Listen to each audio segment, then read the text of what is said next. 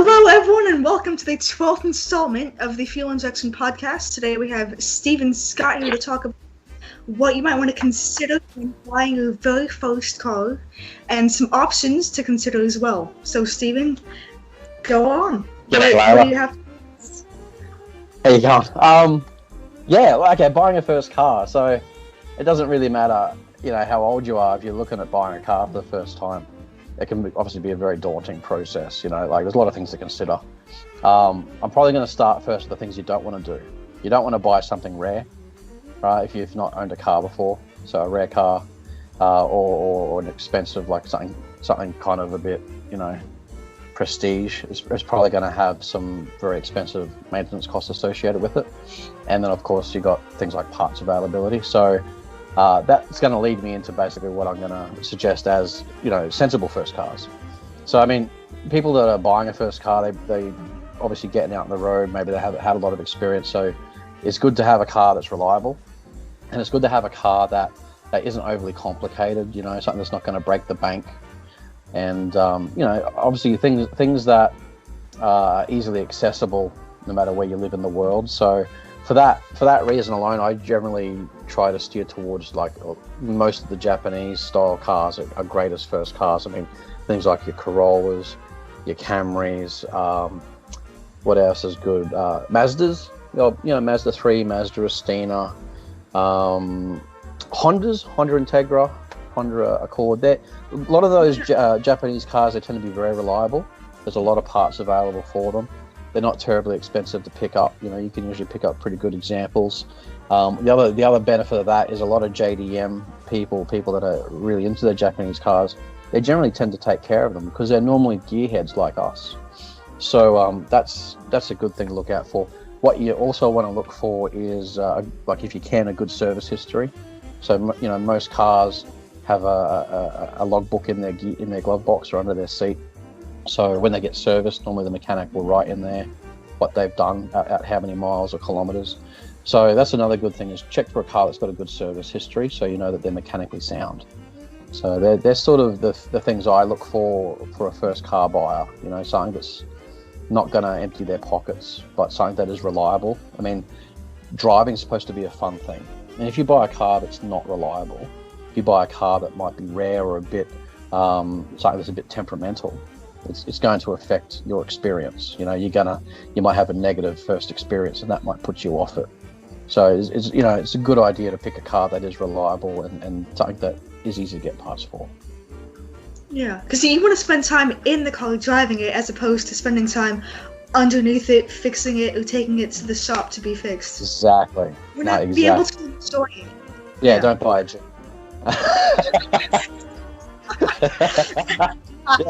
Yeah, that's true. It's true. All those fanboys. Whoops. No, what you said. Jeeps are great. Look, it's like everything. Everything, if you don't maintain it, it won't last. I'll give you a good example. I'm going to drop some Saab in here. A lot of people complain, I've had a Saab and it was unreliable, right? And a lot of time it's because they haven't maintained it.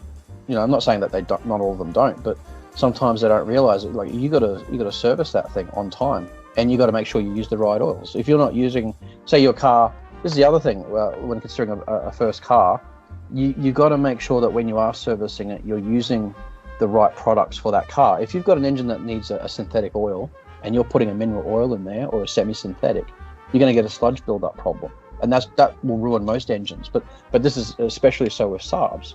And so people, they take it to their mechanic, and their mechanic cuts corners and might use a cheaper oil or a mineral oil, and they get a sludge problem, and now their engine's ruined. And they go, Saabs are crap. I've never had a problem with my Saab, and I'm going on 5 years now. So reliability also comes down to maintainability. People being able to maintain it. And again, if you've got a car that's quite common, then usually your servicing costs are going to be quite sensible. Right. Yeah. Okay. So that's good advice to not do. So is there any advice about what you should be doing when looking to buy your first car? Well, look, you want to obviously check over your car. You know, if you know someone that's got more experience, take them with you, see if they can help you. You want to make sure your panels fit, make sure that the gaps in all the panels are about the same. So that way it'll tell you if it's been in a bingle or not. You know, again, check for servicing history, take it for a drive, you know, make sure there's no weird noises, make sure the suspension works good, make sure the brakes work. Just, you know, just regular run-of-the-mill, you know, common sense things. I think they're the main things to look out for.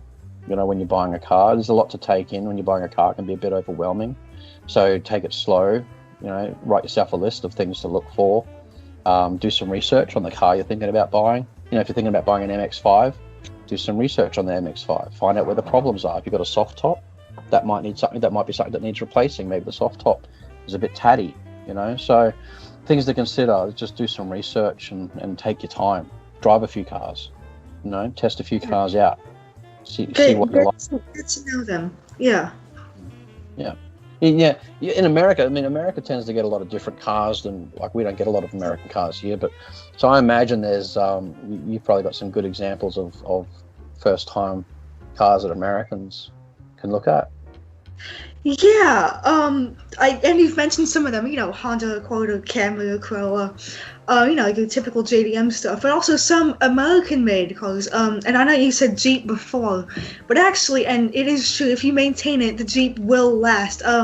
My dad was looking at some Jeeps about 6 months ago, and we saw some that had clearly been not maintained well at all, and then there were some that were quite well maintained, and you could see it just from the photos online. You could see it was all very clean. There was hardly any, you know, things broken or any like water damage or anything like that. It was all very clean, very put together. So I think it's true of any vehicle. If you take care of it, then it'll last you. So Jeeps are pretty common in America. My cousin has a Jeep as her first car, and it's been great. She's, you know, gone off-roading on the beach and in the woods, because she lives next to some woods, and so she'll take it, you know, go over hills and boulders and stuff. She has fun with it, and it's lasted her a while. It's not too old of a Jeep, but it's lasted pretty well so far. So Jeep, and you know, if you want to look at some slightly more fun vehicles, Ford Fiesta ST, Focus. You know, if you want to look at like a hot hatch or just any, you know, non-hot hatchbacks, you know, just common hot hatchbacks, you know, Fiesta, Focus, anything like that is pretty solid. Of course, pickup trucks are very common in America, so F-150, that's actually the best-selling vehicle of all time. Yeah. Are they thirsty? Pretty much can't go wrong with that. Are they very thirsty? Well, if you get the V6, it's not so bad, but yeah. If you get one of the older ones from like early to mid 2000s, so you know, early 2010s, that have a bit bigger of an engine, especially if you get like the F-250 or the F-350 with those big diesel engines, yeah, those will be pretty thirsty. But those engines last you a long time. What about Chevy Silverado? Yeah, that's a pretty solid truck. Plenty of parts? Even the GMC Sierra. Oh, yeah. And yeah, there's plenty of parts for those, because they're so common in America, and of course I can't speak about Australia or anywhere else. But they're very common in America, and parts are pretty common for them, so they're easy to fix, because you can get used parts, even new parts, for pretty cheap. Muscle cars, obviously. Yeah. Sorry, I just wanted to touch on something. I was just thinking. So, like, things like your pickup trucks and that, they generally tend to have 6-cylinder engines in them. Sometimes they even have 8-cylinder engines. But I was just thinking, in regards to cars, when people are looking at cars, most of us are motoring, you know, enthusiasts. That's why we're here on Drive Tribe. And so a lot of us, you know, we do want to, you know, get out and have fun in our vehicle, whether it's a pickup truck so that we can, you know, move our mates at college, you know, from their college dorms, or go camping on the weekend, or if it's just, you know, hooning around the suburbs. The thing people should be mindful of, and I just thought of this, sorry, I meant to bring this up before, is to not buy more car than they can handle. You know, Yes. so like if someone hasn't had a lot of driving experience, they really don't want to go out and buy themselves like some car that's got like a V6 supercharged, or even a 4-cylinder turbo can like be a fun. Hellcat. Yeah, Do that. A first-time car buyer who hasn't had a lot of experience shouldn't be looking at a V8. I mean, they're just going to get themselves in trouble, and they're probably going to lose their license. Part of driving is learning to have that discipline and that control as well.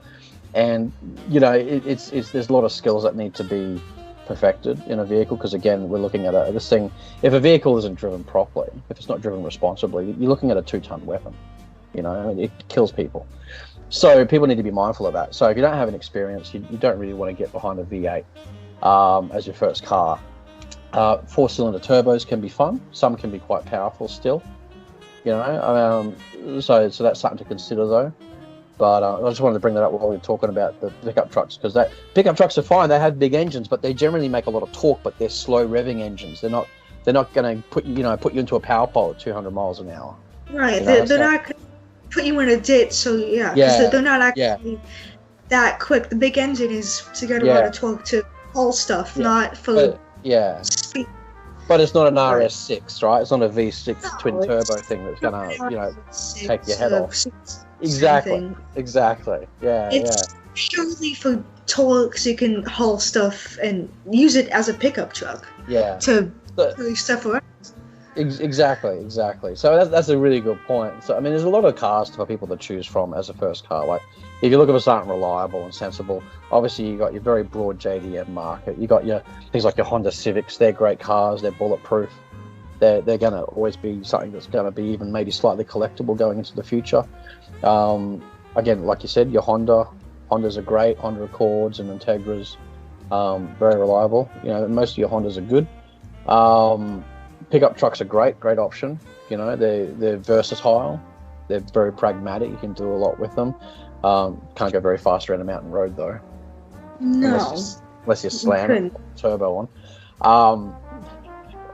And then you got your Euro. Yeah, well, you drive a Euro. How long have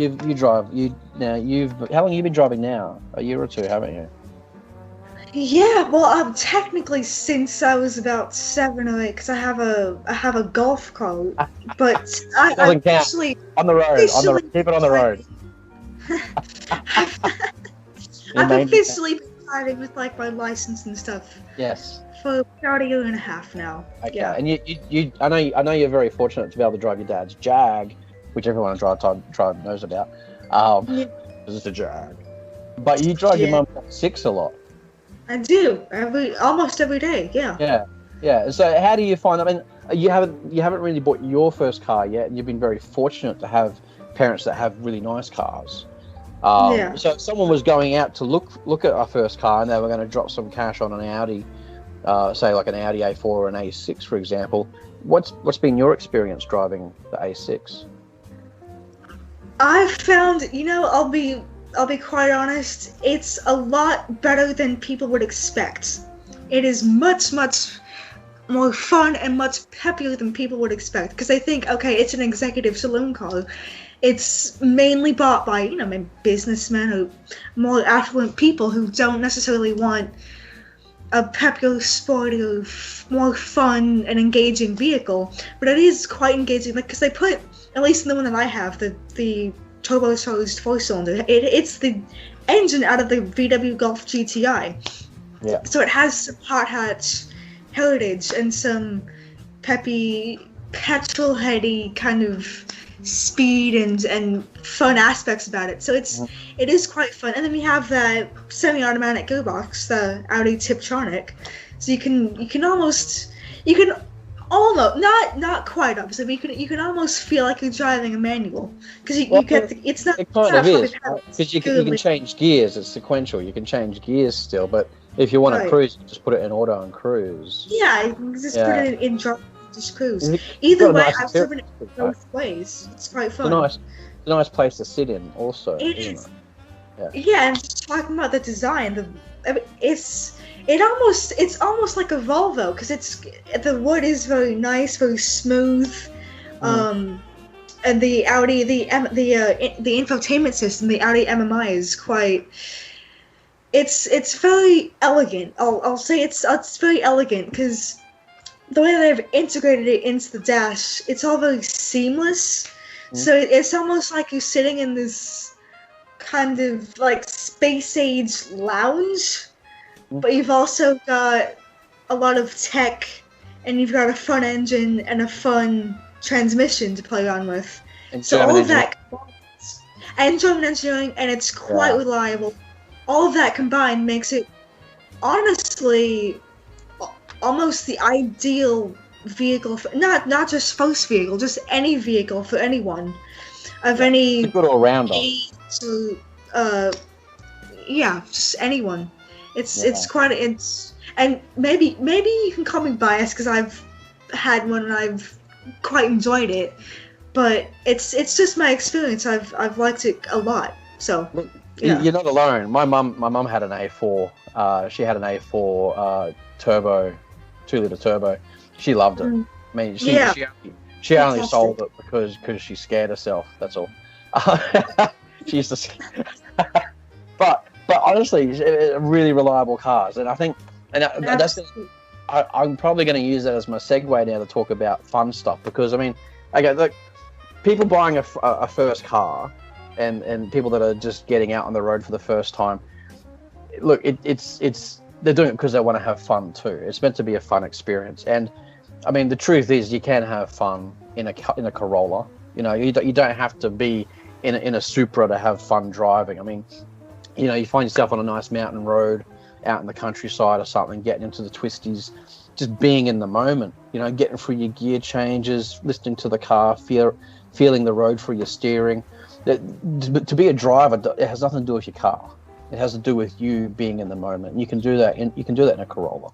You can do it in a Volvo. You can do it in, you know, in any of these cars. It's just a matter of being present. But there are people that will, obviously, they might have a Corolla or a Camry, or they buy something and a year in they're tired and they want to have some fun. You know, like, I want something a bit more, you know, a bit more fun.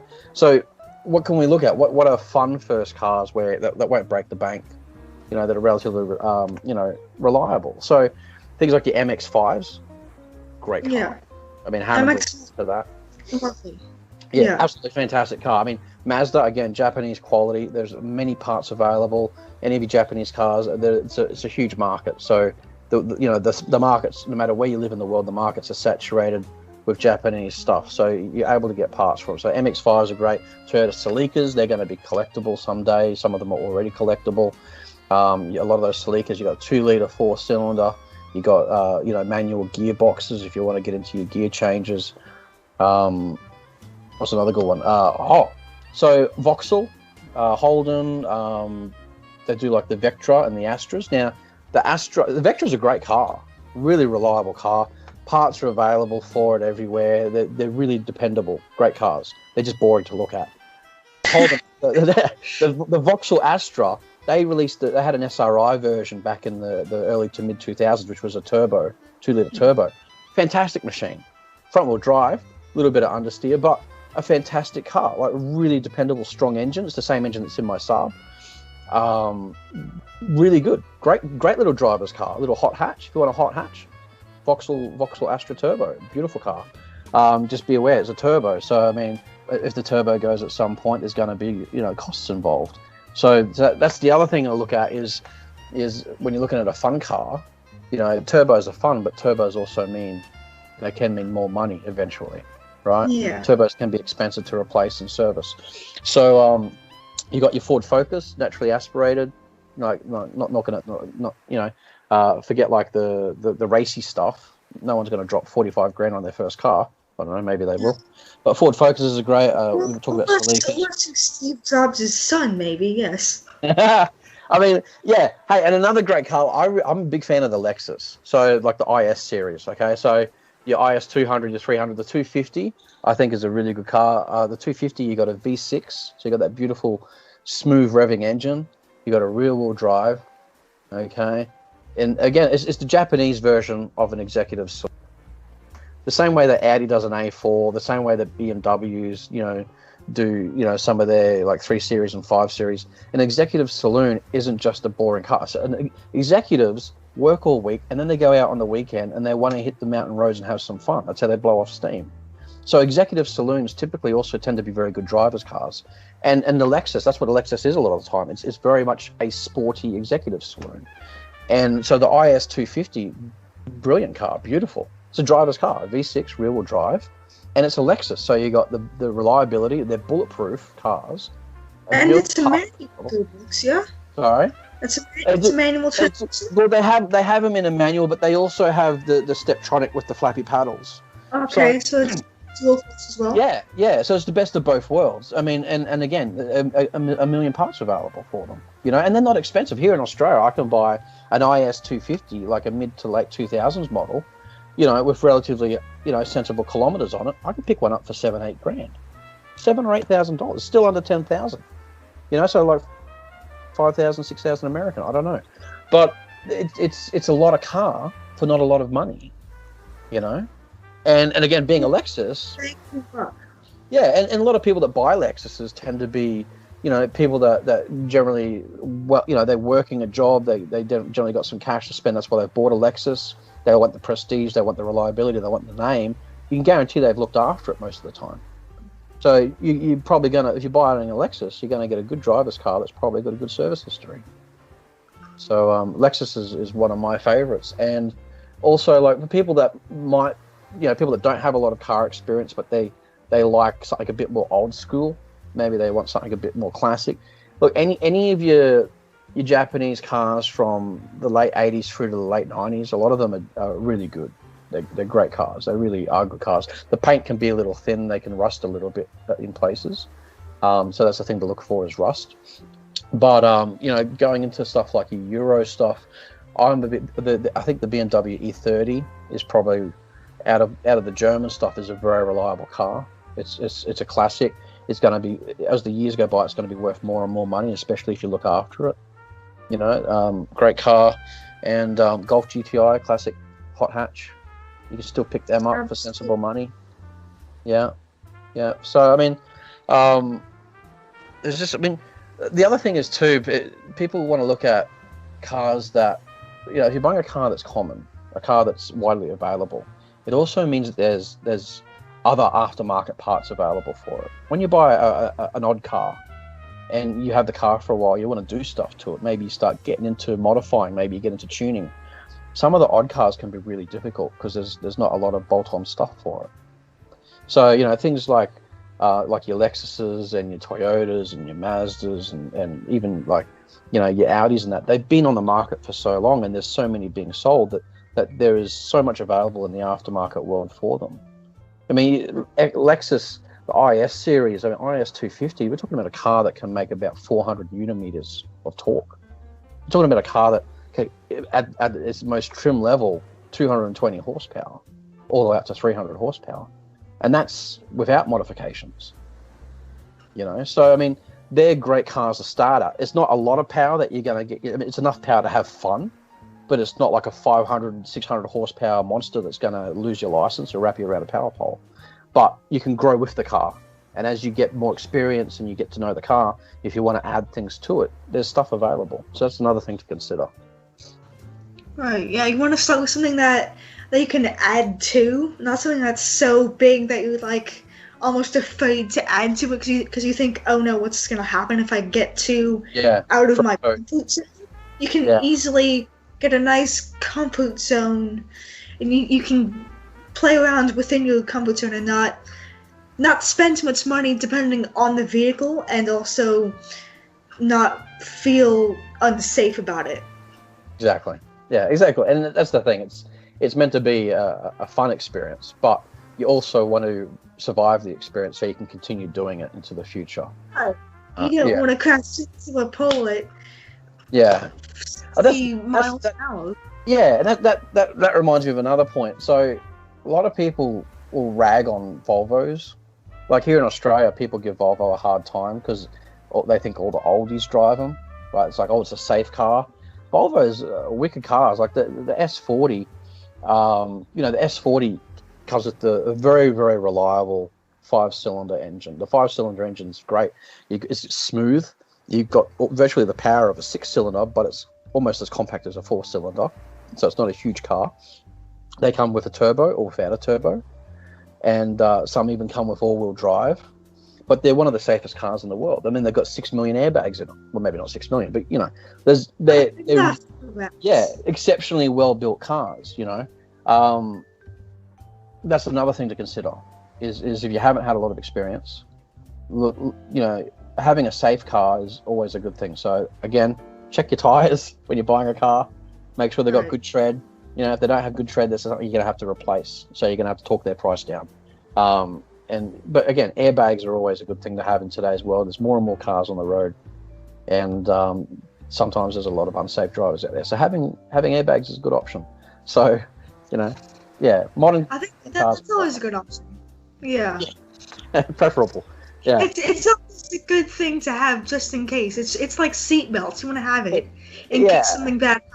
Well, this is the thing. First-time car drivers and car buyers, people that haven't had a lot of experience on the road, they have to be honest with themselves. We all hit something when we're starting. We're all going to back into a fence or a wall, or we're going to hit someone. We're going to maybe bump into someone else's car. I mean, we don't all do it, but it's a necessary part of learning. You know, like almost every motorbike rider drops their motorbike at the lights in the first 6 months of riding. Right? It's just part of the learning process. You're doing something that's out of your ordinary, and you're doing something in a machine that you're not used to.